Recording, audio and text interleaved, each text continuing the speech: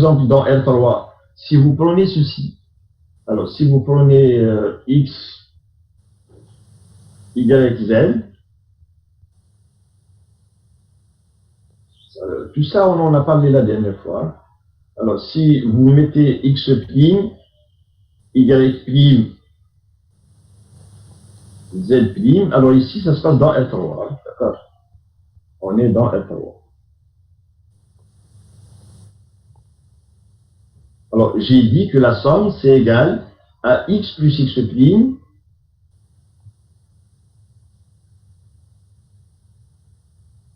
plus Y', ainsi de suite. Z plus Z'. Alors, le plus qui est là, c'est le plus de quel ensemble?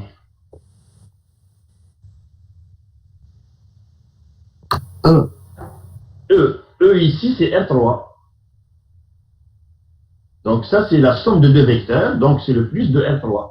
Le plus qui est ici, c'est le plus de quoi? K. Ça, c'est le plus de R. Parce que R3, c'est un espace vectoriel sur R. Donc, là, on a un réel plus un réel. Donc, là, c'est le plus de R. Donc, ça dépend de c'est quoi les objets. Alors, vous avez ici un objet avec un objet. Et là, vous avez aussi un objet avec un objet. Si les éléments qui sont là, ce sont des éléments de E, donc il s'agit du plus de E. Si les éléments, c'est des éléments de K, ben ça va être le plus de K. D'accord? Merci beaucoup. Voilà, il n'y a pas de problème. Allez, donc il faut qu'on avance un peu. Alors, voilà donc deux exemples. Alors, proposition. Alors, si vous prenez donc des vecteurs, V1 jusqu'à Vn, ce sont des vecteurs d'un cas espace vectoriel E. Alors, si vous prenez maintenant l'ensemble de toutes les combinaisons possibles de V1 et de Vn, prenez toutes les combinaisons linéaires. Alors, l'ensemble de toutes les combinaisons linéaires de V1 jusqu'à Vn, eh bien, on obtient un sous-espace vectoriel. Ça, c'est important. Donc, comment on écrit l'ensemble de toutes les combinaisons linéaires? Alors, en d'autres termes, donc si on veut traduire ça autrement, alors si j'appelle F l'ensemble des combinaisons linéaires, sachant qu'une combinaison linéaire, ça s'écrit comme ça.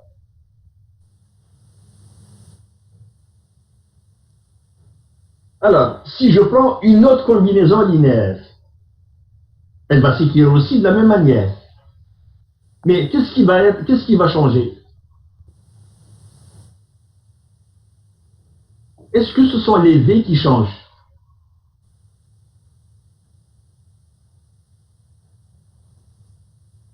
Alors, regardez, vous n'avez pas... J'ai pas compris, monsieur. Voilà, je sais que vous n'avez pas compris. Alors, vous suivez.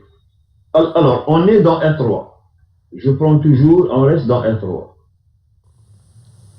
Je reprends les vecteurs de tout à l'heure. E1, E2, E3. Rappelez-vous. Alors, E1, c'est le vecteur 1, 1, 0, 0. 0, 0. E2, c'est 0, 1, 0. 0.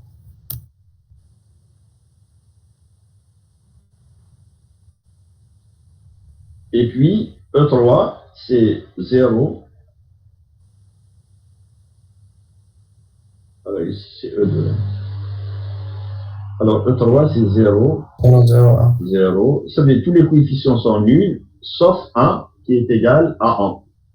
Alors, celui qui est égal à 1, il est à la même position que l'indice. Par exemple, ici, E1, ça veut dire que le 1, il est à la première position. E2, le 1, il est à la deuxième position. E3, le 1, il est à la troisième position. Alors maintenant, si vous prenez par exemple le vecteur V égale 1, 2, 3. Si je prends le vecteur 1, 2 et 3, comment il va s'écrire à votre avis?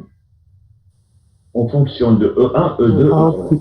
E1 plus 2, E2 plus 3, plus E3. 2, E2, plus 2, E2, 3, plus 3 fois E3. Alors, donnez-moi un autre vecteur, n'importe lequel. Alors, je prends un autre vecteur, V, je prends par exemple le U. U égale, alors, n'importe quoi, moins 1, par exemple, 4 et 5. Ou là, moins 5, allez. Alors, comment vous l'écrivez en fonction de E1, E2, E3? C'est la même chose. C'est Ouais, moins E1 plus 4E2. plus 4E2 Moins 5E3. moins 5E3. Alors, dites-moi maintenant, est-ce que V, c'est une combinaison linéaire de E1, E2, E3? Non. Oui. Le V, est-ce que c'est une combinaison de E1, E2, E3? Oui. Oui. Oui. C'est un scalaire fois un vecteur plus un scalaire. Donc, c'est une combinaison linéaire. Le vecteur U, est-ce que c'est une combinaison de E1, E2, E3? Oui. Oui. Oui. Les deux, ce sont des combinaisons linéaires. Est-ce que ces deux combinaisons linéaires, est-ce qu'elles sont identiques? Est-ce que c'est la même? Non. Non. Qu'est-ce qui a changé? Qu'est-ce qui change? Les scalaires. Ce sont les scalaires. Donc, lorsque deux combinaisons linéaires sont différentes, lorsque deux combinaisons linéaires des mêmes vecteurs, les vecteurs ici, c'est toujours E1, E2, E3. E1, E2, E3. Donc, lorsque deux combinaisons linéaires sont différentes, qu'est-ce qui est différent en réalité? Les scalaires. Ce sont les scalaires. Oui. Chaque fois que j'ai des scalaires, d'autres scalaires, j'obtiens une autre combinaison linéaire. D'accord? Donc, c'est quoi toutes les combinaisons linéaires de E1, E2, E3? Toutes les combinaisons possibles, c'est quoi? Il n'y a pas de limite. Il n'y a pas de limite. Ça veut dire que chaque fois que vous avez des scalaires, vous avez une combinaison. Donc, lambda E1 plus bêta alpha E2, voilà toutes les combinaisons linéaires. Les combinaisons possibles, c'est ça. Chaque fois que vous donnez des valeurs à alpha, bêta, lambda, vous avez une combinaison. Donc, lorsque deux combinaisons sont différentes, ça veut dire que ce sont les scalaires qui sont différents. Est-ce que vous comprenez? Oui. Oui. Alors, donc maintenant, je reviens au cours. Alors, j'ai dit, je prends toutes les combinaisons linéaires au lieu de E1, E2, E3. Ce sont des combinaisons linéaires de V1, V2, V3 jusqu'à Vn. Alors, comment s'équilibrent toutes les combinaisons possibles? Elles s'équilibrent lambda 1, V1, plus lambda 2, V2, plus lambda n, Vn. Toutes les combinaisons s'équilibrent comme ça. Mais, qu'est-ce qui change d'une combinaison à une autre? Ce sont les scalaires. Chaque fois que vous prenez des scalaires différents, vous obtenez une combinaison différente. Donc, quand on dit je prends toutes les combinaisons possibles, ben, ça veut dire qu'il faut prendre toutes les valeurs possibles des scalaires. D'accord? Alors, je prends donc toutes les combinaisons. Comment? Vous prenez toutes les combinaisons possibles. Il y en a combien? Par exemple, dans R3, il y en a combien? Il y a combien de combinaisons possibles? Plusieurs. Plusieurs, mais quand je dis combien, il faut me donner une précision. Non, il y en a une infinité. Parce que il y a combien de valeurs pour lambda? C'est une infinité. R. Lambda, il est dans R. Il y a combien de valeurs dans R? Il y a une infinité. Alpha, il a une infinité de valeurs possibles. Gamma, il a une infinité de valeurs possibles. Donc, il y a une infinité de combinaisons linéaires. Ben, c'est la même chose ici. On est dans un corps. Un corps, ben, il en a,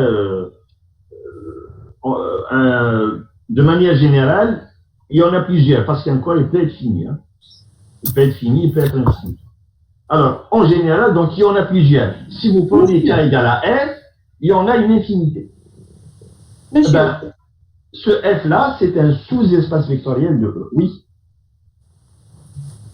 Oui, monsieur, si on a U comme un vecteur, il est précisé là. Oui. Donc, il faut trouver des lambda ou des alpha qui correspondent c'est pas qui correspondent. Alpha, lambda, il est dans un. Les lambda, ils sont dans un corps.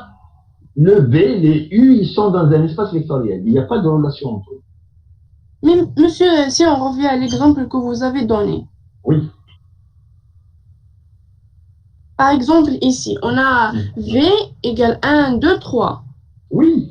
Donc, lorsqu'on multiplie lambda... Lorsqu'on fixe V, la combinaison, elle est unique. On ne peut pas avoir plusieurs combinaisons. Si le V il est fixé, là, on a une unique combinaison. Ah, Ce que je dis, Yannéa, j'ai pas V, je fixe pas V. Je dis, il y a combien de combinaisons possibles? Il y a combien d'écritures comme ça? oui, oui, d'accord, merci. Il y a une infinité d'écritures comme ça.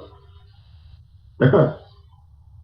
Chaque fois que vous donnez une valeur à lambda, vous avez une écriture. Chaque fois que vous donnez une valeur à alpha, vous avez une combinaison, etc. Il y a une infinité de combinaisons. Maintenant, si vous commencez par un vecteur, si vous donnez une valeur à V, ben lui, on va lui faire correspondre une seule combinaison linéaire. Donc, si V est fixé, ça correspond à une seule combinaison linéaire. Maintenant, la question que j'ai posée, c'est, il y a combien d'éléments qui s'équilibrent comme ça? Il y a combien de combinaisons linéaires? Il y en a une infinité. Est-ce que vous êtes d'accord qu'il y a une infinité? Oui. Oui. Ben, c'est ce que je dis. Donc, je prends toutes les combinaisons linéaires, il y en a une infinité, je les mets dans un ensemble. Alors, cet ensemble-là, il s'appelle, enfin, on va montrer que c'est un sous-espace, on va montrer que c'est un sous-espace vectoriel. Donc, l'ensemble de toutes les combinaisons, c'est un sous-espace vectoriel. Alors, pour montrer que c'est un sous-espace vectoriel, il faut montrer d'abord qu'il contient l'élément neutre.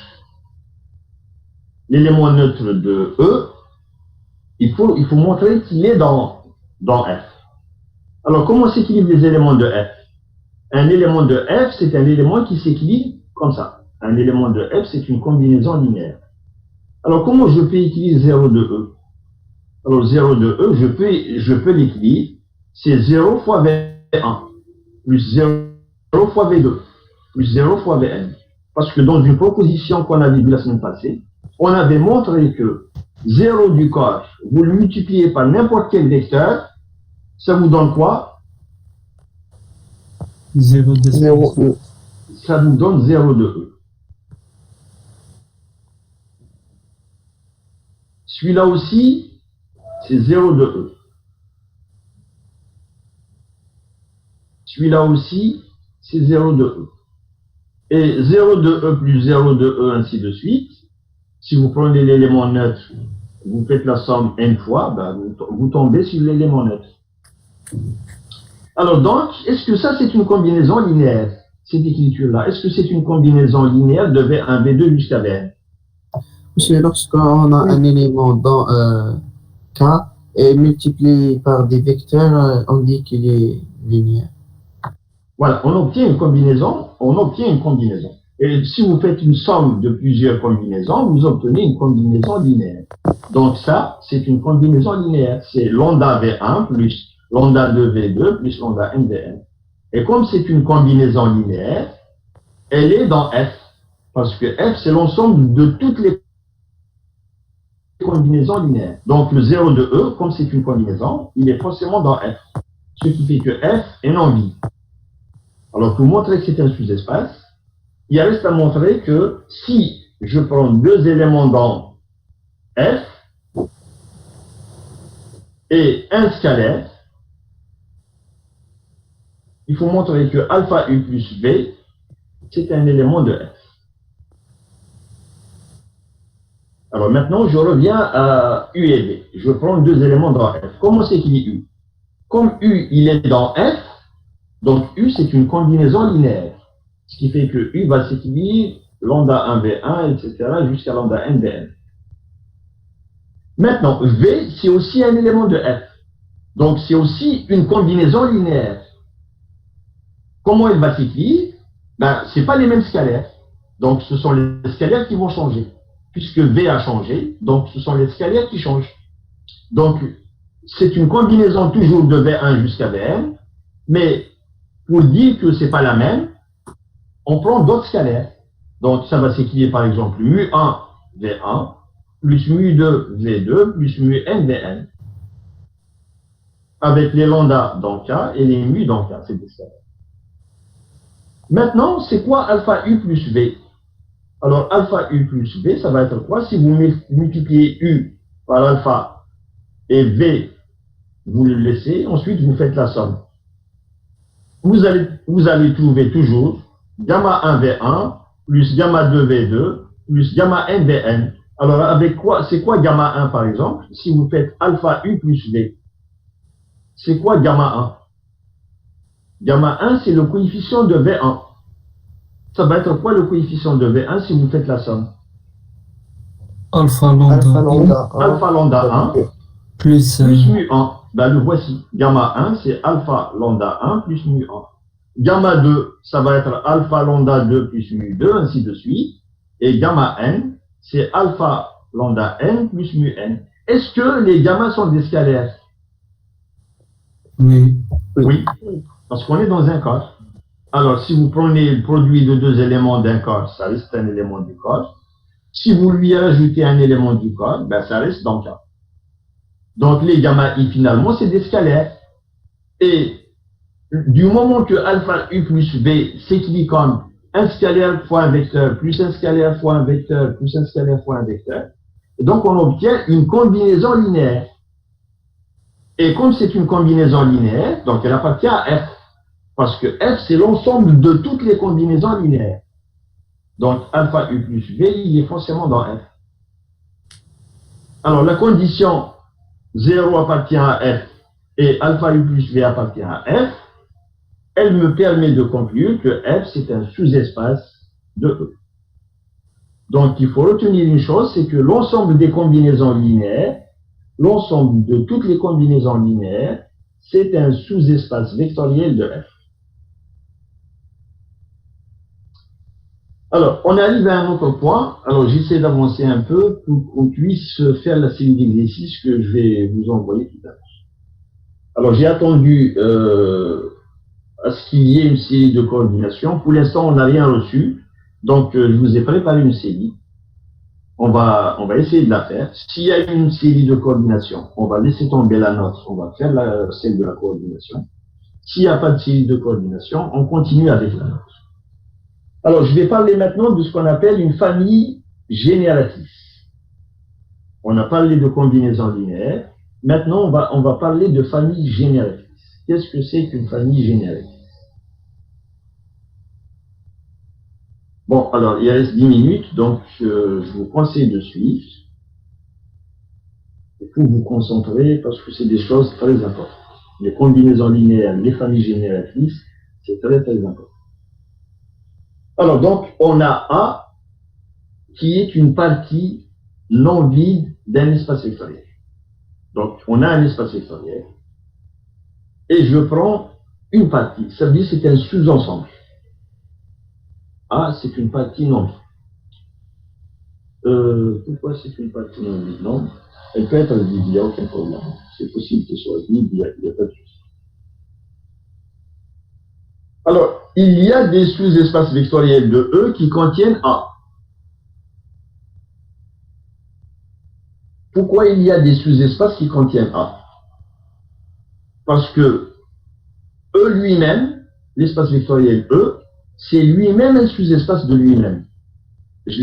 Quand on avait défini ce que c'est qu'un sous-espace, j'ai donné des exemples. Et j'ai dit que n'importe quel sous-espace, il contient au moins deux sous-espaces. C'est l'ensemble réduit à l'élément neutre, celui-là c'est toujours un sous-espace, et E lui-même, c'est un sous-espace. Donc, la phrase ici, il y a des sous-espaces de E qui contiennent A. Bien sûr qu'il y en a. E, par exemple, E c'est un sous-espace, et il contient A, parce que A c'est une partie de... Alors pourquoi cette phrase? C'est dans le but de passer à la suite. Alors la suite, qu'est-ce qu'elle dit? Elle dit considérons l'intersection de tous les sous-espaces qui contiennent A. Alors comme il y a des sous-espaces qui contiennent A, on va prendre leur intersection. Donc l'intersection de tous les sous-espaces qui contient A. Alors, on avait vu dans une proposition que l'intersection de sous-espaces, c'est un sous-espace. Donc, cette intersection-là, c'est un sous-espace vectoriel de E. c'est le plus petit au sens de l'inclusion. L'intersection d'un sous-espace, il est inclus dans tous les autres sous-espaces. Ça veut dire que l'intersection, c'est le plus petit sous-espace qui contient A. Alors, pour que les choses soient claires, je vais prendre une page blanche. Alors, supposons qu'il y a 3 sous-espaces qui contiennent A. Supposons qu'il y en a 3. C'est F, G et H. On suppose qu'il y en a 3. Alors, je prends maintenant l'intersection de ces sous-espaces. Cette intersection-là, ben, ça va être d'abord un sous-espace, parce que l'intersection de sous-espace, c'est un sous-espace. Et c'est le plus petit. C'est le plus petit sous-espace qui contient A. Pourquoi ça contient d'abord A? Parce que A, il est inclus dans F, donc A, il est dans F, A, il est dans G, et A, il est dans H. Comme il est dans chacun d'eux, donc il est dans l'intersection. Pourquoi l'intersection, c'est le plus petit qui contient A? Ben parce que ceux qui contiennent A, il y en a 3, c'est F, G et H. Et on sait que l'intersection, elle est incluse dans F, elle est incluse dans G, et elle est incluse dans H. L'intersection, c'est inclus dans F, c'est inclus dans G, c'est inclus dans H. Ben, ça veut dire que celui-là, c'est le plus petit d'entre eux, puisqu'il est inclus dans chacun. Donc, c'est le plus petit. Donc, c'est un sous-espace, il contient A,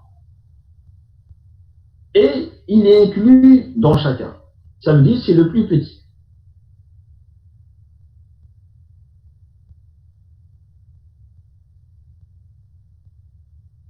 C'est ça ce que dit le paragraphe qui est ici. Alors, donc, il dit que l'intersection de tous les sous-espaces qui contiennent A, c'est le plus petit, au sens de l'inclusion, c'est le plus petit sous-espace qui contient A. Alors, on l'appelle le sous-espace engendré par A. Et on le note comme ça. Cette écriture-là, vous allez la traîner jusqu'à la fin de l'année. Alors, cette écriture, donc, qu'est-ce que ça signifie? Ce qu'il faut retenir. Donc, voilà ce qu'il faut retenir. Cette écriture, alors, A, c'est un ensemble qui est inclus dans E. Alors, cette écriture-là, ça signifie, c'est l'intersection de tous les sous-espaces vectoriels qui contiennent A. Et on vient de voir que c'est le plus petit sous-espace qui contient A. Monsieur, Oui. c'est quoi contient A? Contenir, ça veut dire que A est inclus quelque chose qui contient A. Alors, si je dis que F contient A, F contient, il le contient. Ça signifie que A est inclus dans F. Ça veut dire que à l'intérieur de F, il y a A. Voilà F.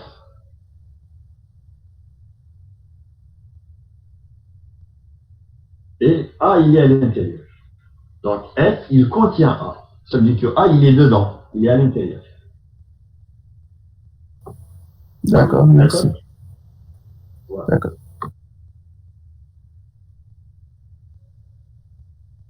Bon, donc cette écriture-là, il faut la comprendre. Hein. Donc c'est quand vous regardez, quand vous trouvez ça, ça signifie c'est l'intersection de tous les sous-espaces qui contiennent A. Et c'est le plus petit sous-espace qui contient A. Alors, le cas particulier. Alors, le cas particulier, c'est lorsque A est fini. Alors, lorsque A est fini, donc soit E un K espace vectoriel, V1, V2 jusqu'à Vn des éléments de E, et A, c'est l'ensemble qui est formé par V1 jusqu'à Vn. Donc A, c'est une partie, c'est un ensemble qui est fini. Il a combien d'éléments? 1 jusqu'à n. Il a n éléments. Alors, le sous-espace de E engendré par A.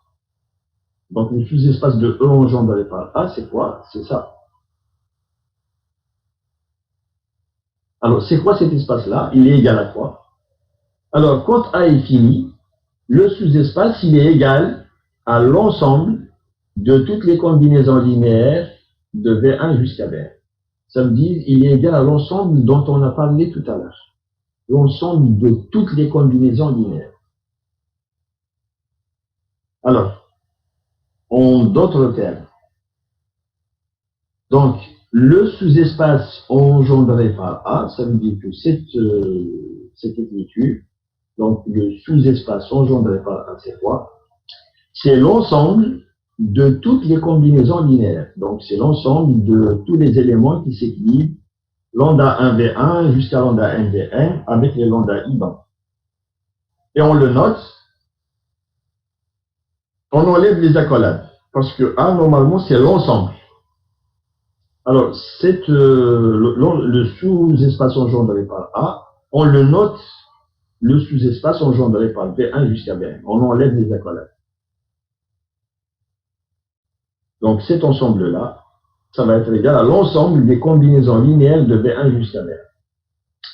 Alors, si A est égal à l'ensemble vide, alors, le sous-espace engendré par l'ensemble vide, c'est quoi? Ben, il est égal à 0. Alors, pourquoi il est égal à 0? Là, je peux l'expliquer rapidement. 0 de E. C'est 0 de E, oui. Alors, qu'est-ce qu'on a dit? Alors, on a dit que quand on a une partie, le sous-espace engendré par la partie, c'est quoi? C'est l'intersection de tous les sous-espaces.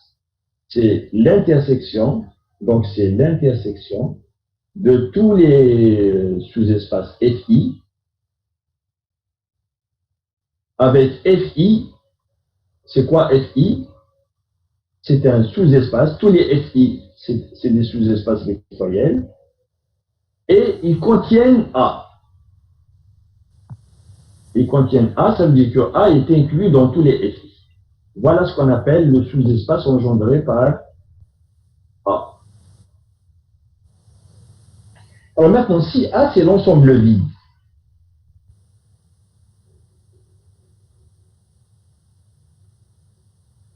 alors, on a dit que 0, le 0 de E, est-ce que c'est un sous-espace vectoriel? Oui. Oui. Le 0 de E, c'est un sous-espace. Est-ce qu'il contient l'ensemble vide? Oui. Oui. Oui. Ben, ça veut dire que le sous-espace engendré par l'ensemble vide, c'est quoi? Alors, c'est l'intersection de tous les sous-espaces qui contiennent l'ensemble vide. Donc, comme 0, c'est un sous-espace qui contient l'ensemble vide, donc il fait partie de cette intersection. C'est 0 de E, inter, tous les autres.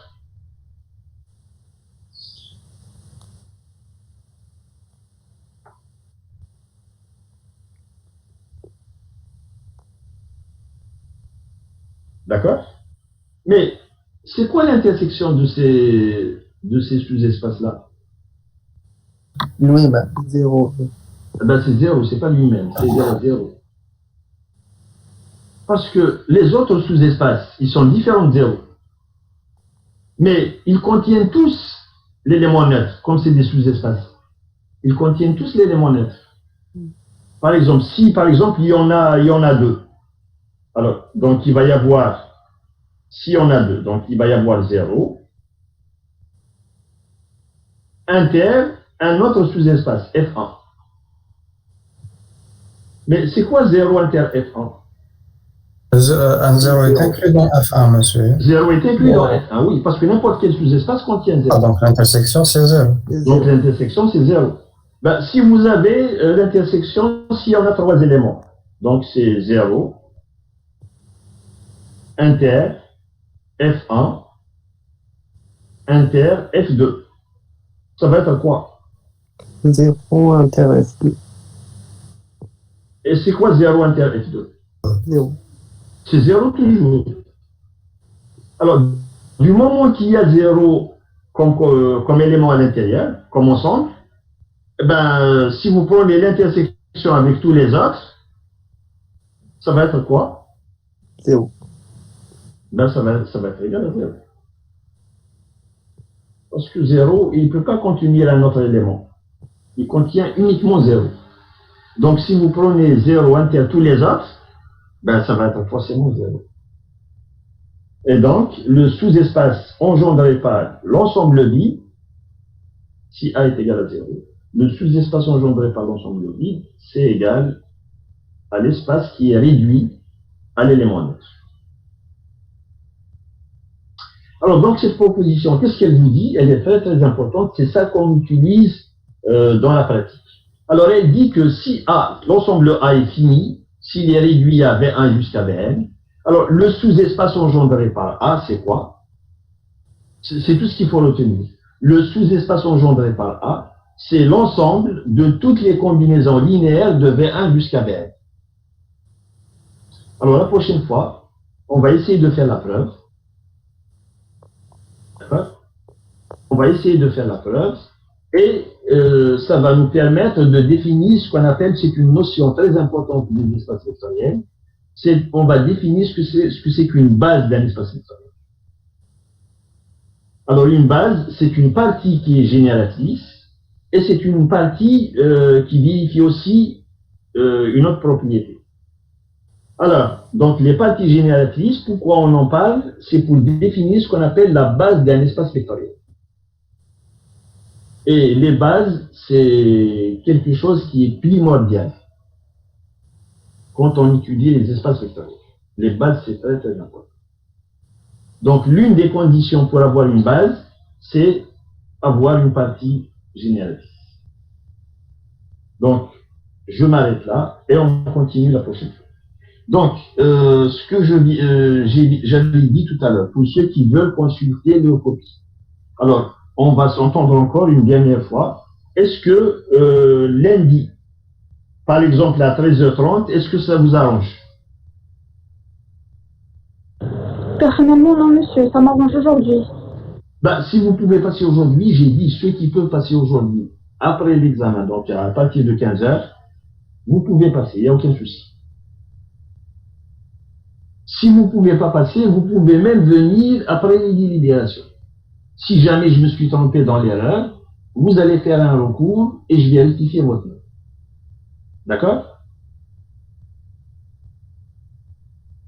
Donc, est-ce que lundi, est-ce que je peux vous envoyer l'invitation? Donc, lundi, par exemple, à 13h30 ou à 14h, est-ce que ça vous arrange? Sinon, ça ne sert à rien que je vienne si personne ne vient.